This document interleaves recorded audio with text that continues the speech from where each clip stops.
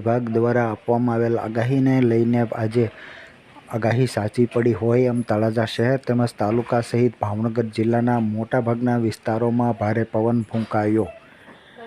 ભાવનગર જિલ્લા સહિત સમગ્ર ગુજરાત રાજ્યના અમુક વિસ્તારોમાં ભારે પવન સાથે વરસાદ પડવાની શક્યતા હવામાન વિભાગ દ્વારા વ્યક્ત કરવામાં આવી હતી, જેને લઈને આજે મોડી સાંજે તળાજા શહેર તાલુકા સહિત સમગ્ર ભાવનગર જિલ્લાના મોટાભાગના વિસ્તારોમાં ભારે પવન ફૂંકાયો હતો.